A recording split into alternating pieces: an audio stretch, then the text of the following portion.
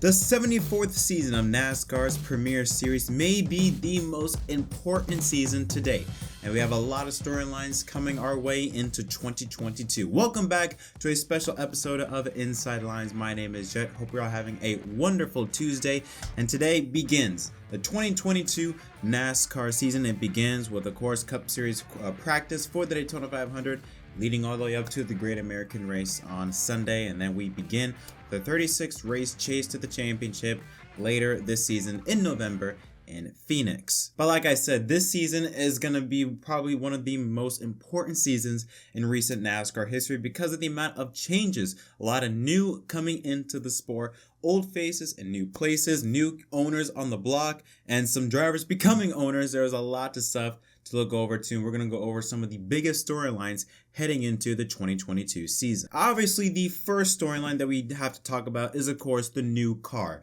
I guess we call it the Gen 7 car. We don't really call it the next gen car since it's already here, so we're going to call it the Gen 7 car. Now, this is a completely new different beast compared to the previous generation of cars. Even from the COT to the Gen 6, the chassis was still relatively the same.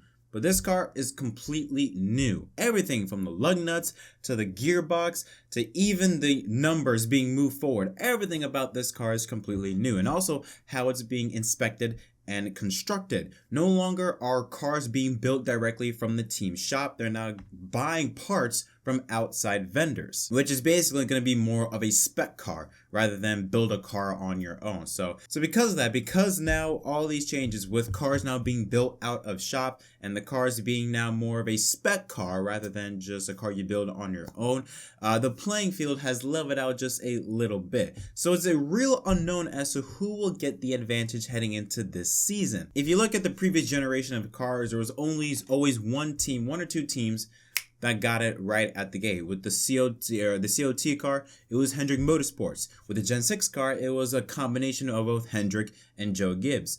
But with the Gen 7 car, you really don't know who will have an edge because of the playing field now being a bit leveled out, with cars no longer being built by the team shops and now are being purchased by outside vendors. And not only that, this car is built to be a lot tougher in terms of it can handle a lot more hits either by other drivers or with the wall with new composition bodies. But it's still a clear unknown as to how it would race.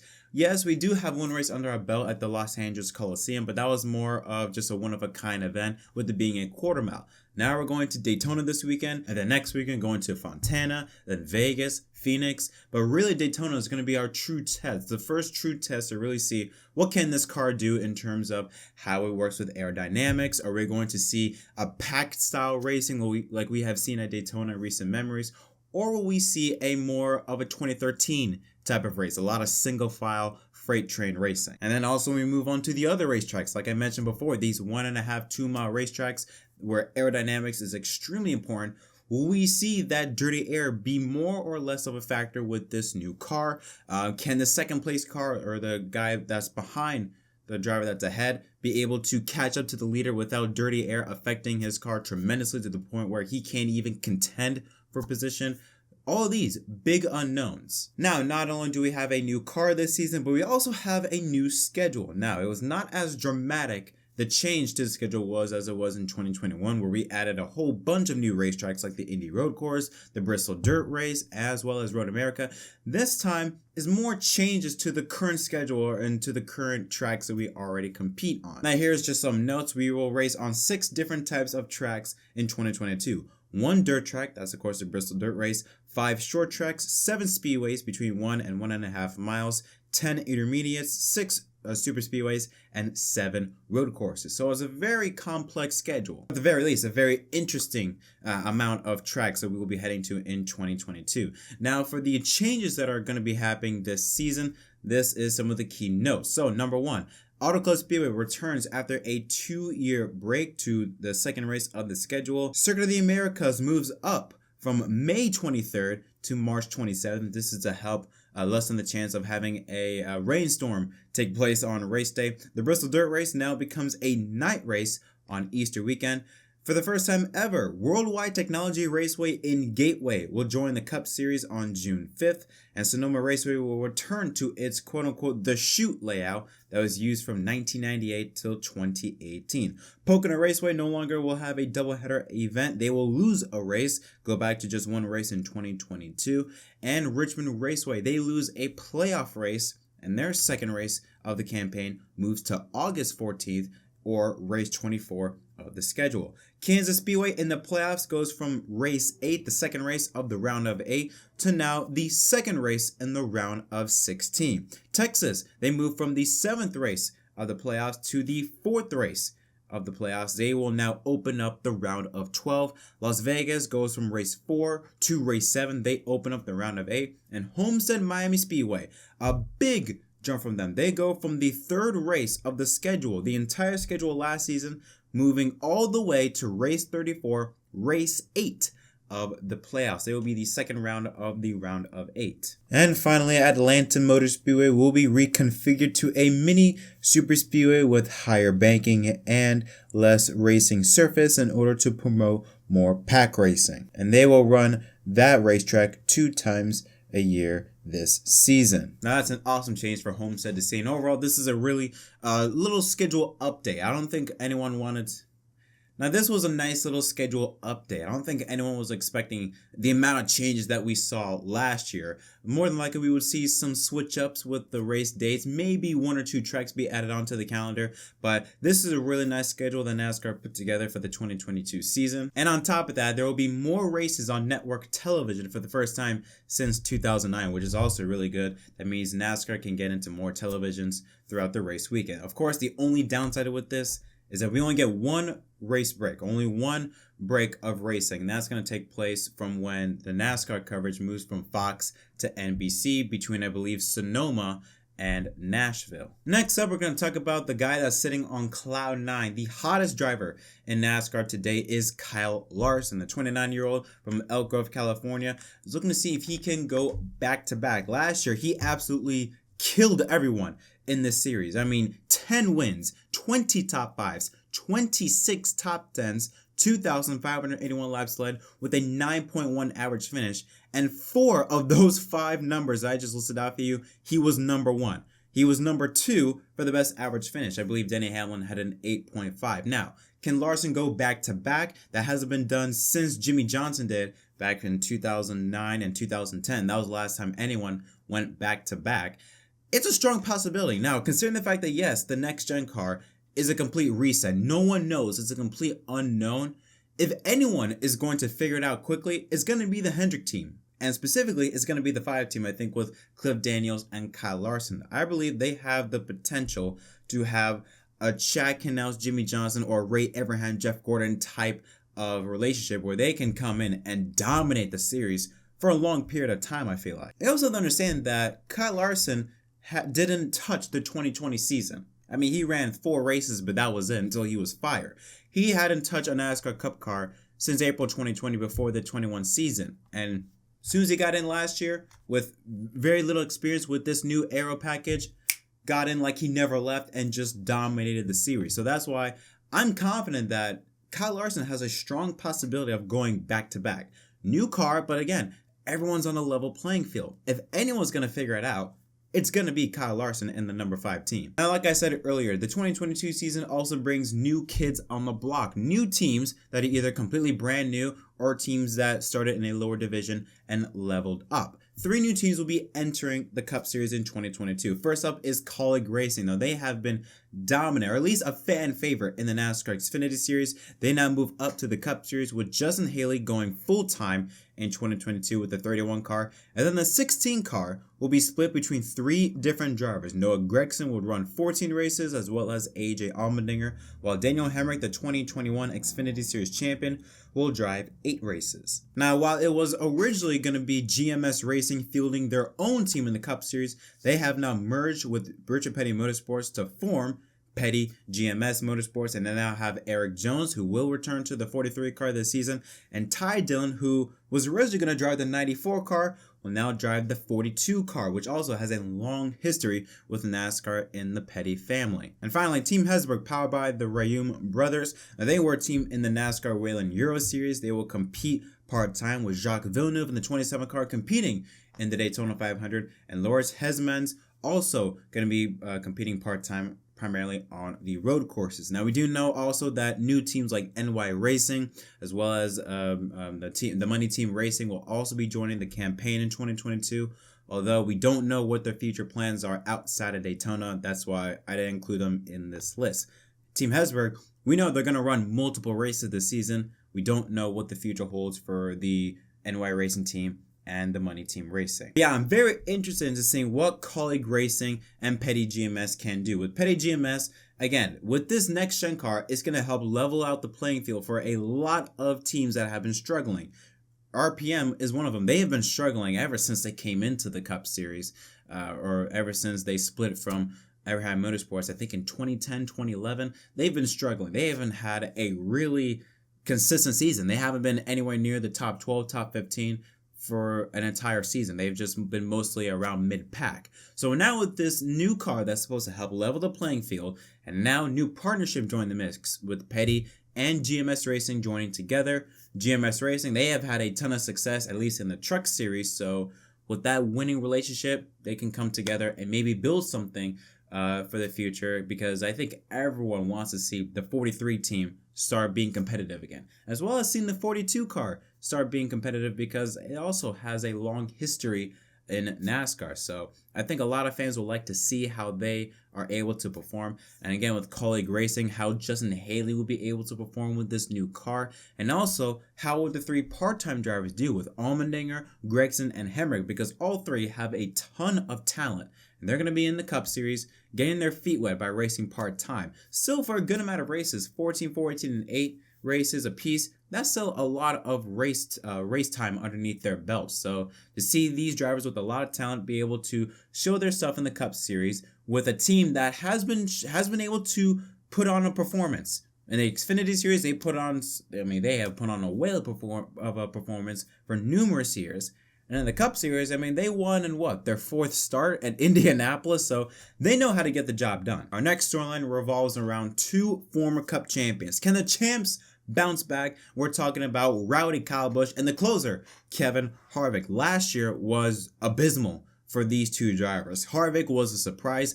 Kyle Busch has been on a downward, I shouldn't say downward trend, but he hasn't been the Kyle Busch of old for the past couple of years. If we compare their season stats last year, only 2 wins for Kyle Busch. Harvick didn't win a single race at all, compared to a 9-win season in 2020. 10 top 5s for Harvick to Kyle Busch's 14. 24 top 10s. So that was the second most top 10s out of any driver last year. Kyle Busch not that far behind in 22. But look at the laps led. 217, 334 for the former champions. At an average finish, Kevin Harvick 10.9 and Kyle Busch just under 13th with a 12.8. Again, Kyle Busch has been not the Kyle Busch of old for the past couple years. Kevin Harvick and the entire Suarez Racing team specifically was just completely off in 2021. Again, with this new car being a reset, keep an eye on see how the former champs will do if they can get back to their winning mojo. Next up, we got some new faces in new places. Here's a look at a full list of all of the changes of the major names from the 2022 driver exchange, or the driver chart. So Ross Chastain leaves the 42 defunct team from Chip Ganassi Racing, moves over to the number 1 Team Trackhouse, pairing up with Daniel Suarez. Todd Gilliland moves up from the Camping World Truck Series with Front Row Motorsports and transfers up to replace Anthony Alfredo in the 38 car. Brad Keselowski has been with the number 2 team and Team Penske for 12 years, now moves to the number 6 car and becomes a part owner of the newly renamed Roush Fenway Keselowski Racing. Austin Cindric, the 2020 Xfinity Series champion, jumps up from the Xfinity Penske program to replace Keselowski in the 2 car. And also Harrison Burton, who has won multiple races in the Xfinity Series, replaces Matt DiBenedetto in the 21 car for the Wood brothers. Kurt Busch also leaves the 1 car at the now defunct Chip Ganassi Racing to now join 23XI Racing to become their second driver driving the number 45 car. Justin Haley has been with Colleague Racing since for a majority of his Xfinity Series career.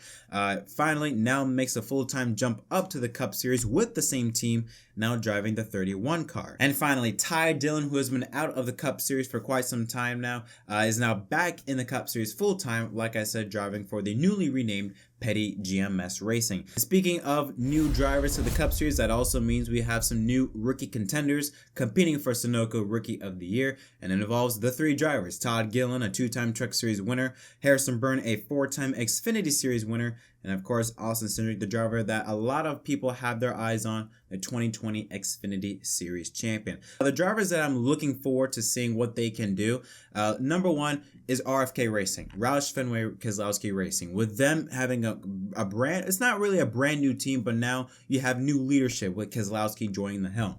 He spent 12 years under Team Penske's leadership. He has seen what it takes for Penske to win races and win championships in NASCAR's top division. For RFK Racing, this is a fresh breath of new air. With having a former champion being part of your squad, having a former Cup champion being a leader for your for a team that has been struggling. They've only won 2 Cup races, and I think in 100 some races. I mean, the last time Roush Fenway was relevant was maybe 2013 or 2014. That was the last time, and that's nearly 10 years ago.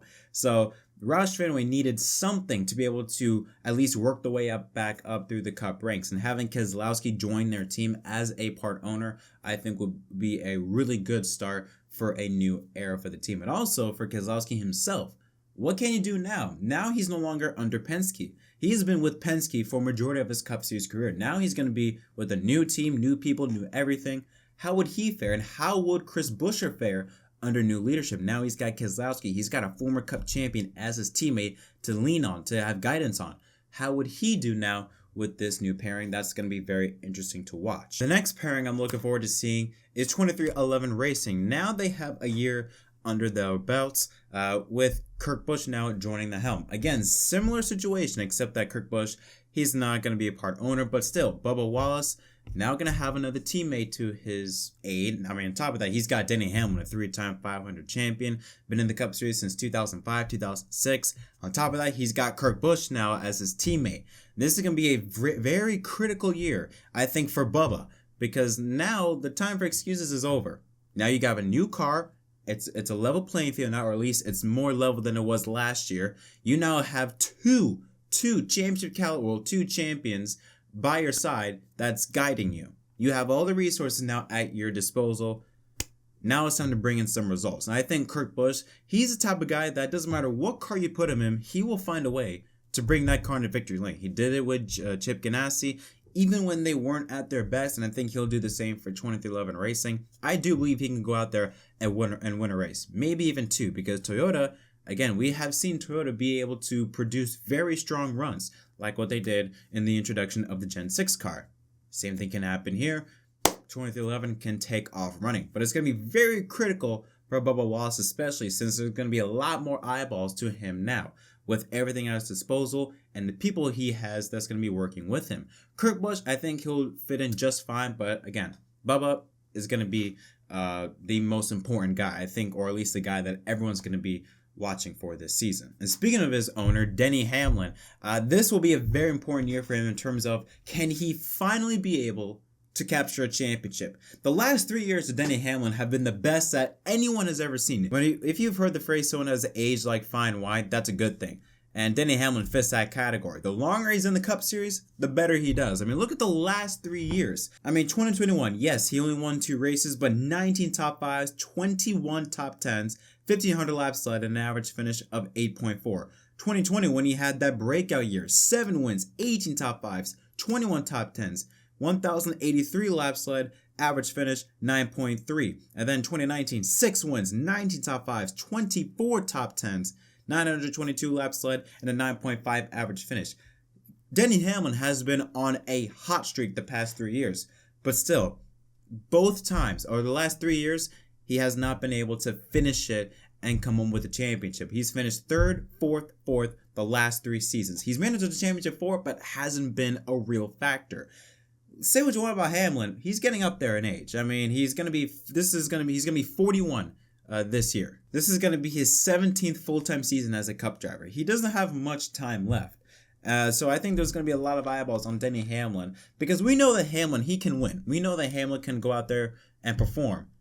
But can he finally be able to get the job done and take home the championship before his time is up? Again, I think he's going to be another driver that a lot of fans are going to be watching for this year. Okay, so earlier in the show, we talked about Kevin Harvick. But I want to talk about his teammate now in Cole Custer. Cole Custer, I think, is on the hot seat in 2022. Although it's not known the specifics of Custer's contract, Custer's now going to have some competition. He's got Ryan Preece waiting in the wings for him. He has been announced as SHR's backup driver, or their relief driver. Kevin Harvick, he's expected to be staying at least until the end of 2023. Now, we know that Aric Almirola, he's going to be leaving the 10 car at the end of this season, but who knows? If someone else fills up that spot, I do believe that Cole Custer could be on the hot seat this season, because he hasn't done anything as Stewart-Haas Racing since he made up to the Cup Series last year. Yes, he did win at Kentucky, but that's it. I mean, even when he won at Kentucky, that was one of his 2 top 5s in 2020. Only had 7 top 10s that year,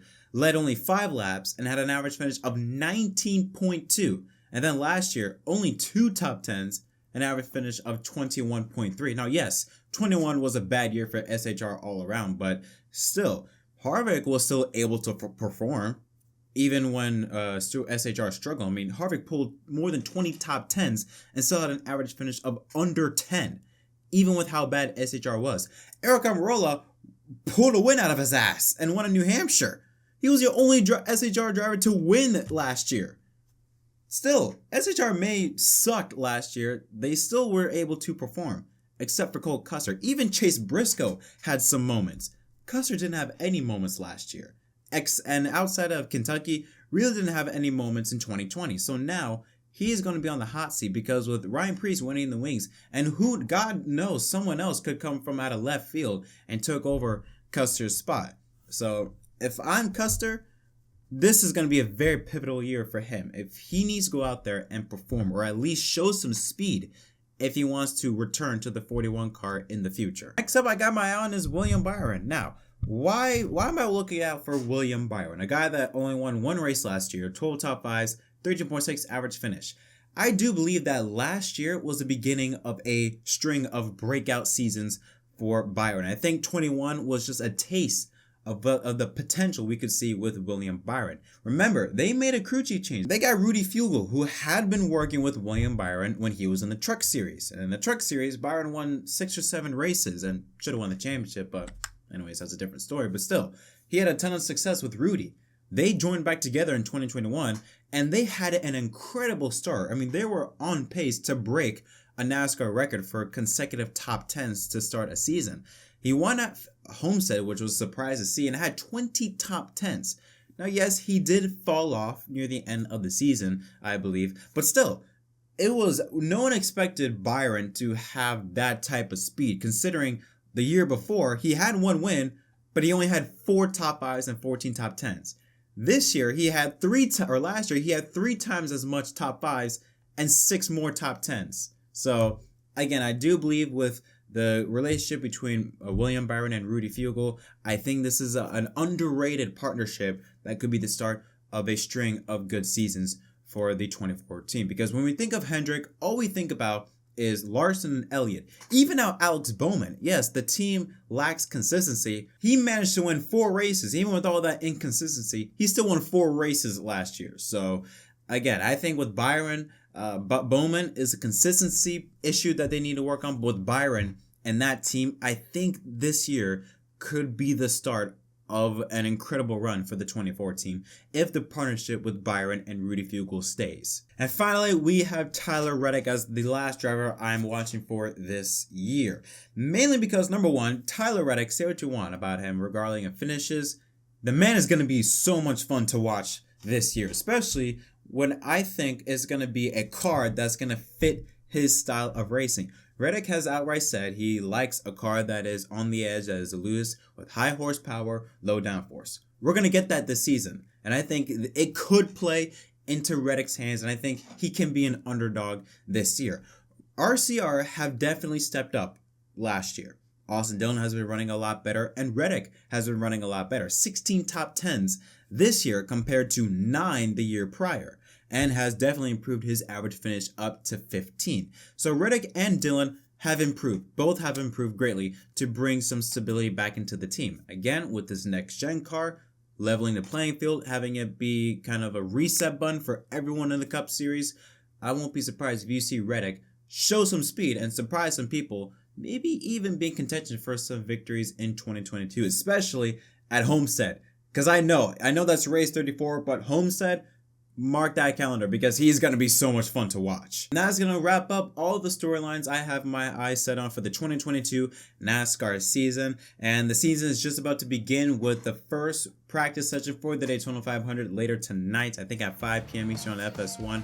I'm going to be tuning into that. I'm so looking forward to the season, and hopefully y'all are too. But what are your thoughts for the 2022 season? What are you looking forward to? What are some storylines that you're going to keep an eye on? What are some drivers you're looking out for? And just overall, give me your thoughts on what do you think is going to take place this year. But until next time, my name is Jett from MDK. Don't forget to leave a like and subscribe for more content, and I'll see y'all next time.